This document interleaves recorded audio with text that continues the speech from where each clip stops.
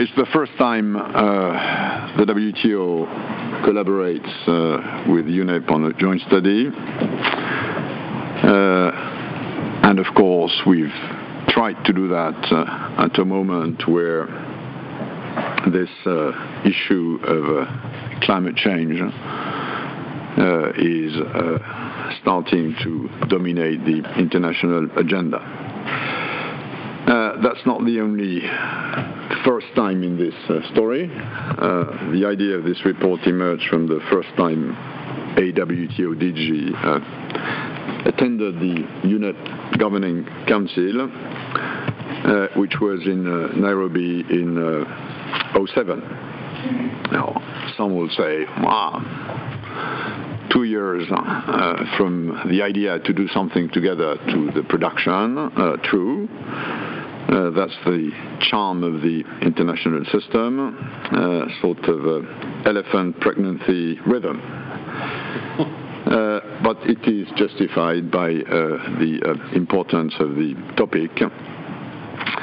And I think both Hakim and myself are happy that we could do it, and grateful to the teams on both sides who've been working on this during 2 years. We are issuing this report a few months before the Copenhagen summit that will take place in December this year, and which I think it's fair to say the whole world is watching and waiting with much hope and anticipation. And we know what's at stake for this meeting, which is basically how can greenhouse gases emission be brought down, by whom, and by how much, which I think remains the fundamental question. This within this principle of a common but differentiated responsibility, which I think is something which we are very familiar with in the World Trade Organization. Just a few words on this joint studies.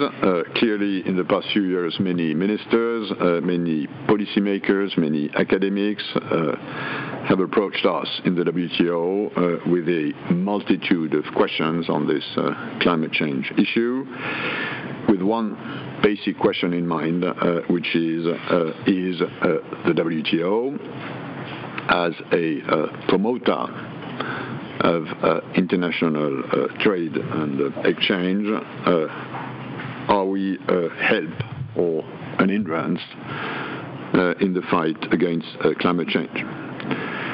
And what we're trying to show with this study, which is not a doctrine, but which puts on the table various bits and pieces of this problem, is that there are many cases, and we can meet many conditions where trade is a friend and not a foe of environment. Not least because in our WTO mind, trade allows for a more efficient allocation of resources, including natural resources, and may thus help us all to conserve our environment. But of course, it depends a lot on the right accompanying policies, and trade is not automatically conducing to better management of our climate.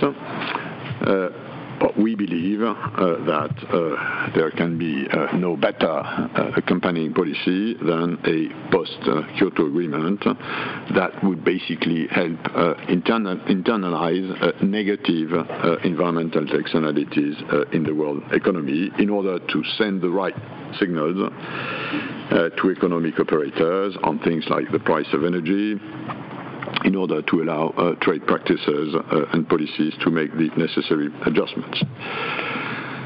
As you know, we also have a very specific part of the Doha round negotiations, which is devoted to environmental goods and services, which the mandate of the Doha round says basically should get a premium in terms of market access, and this is, of course, also in our mind.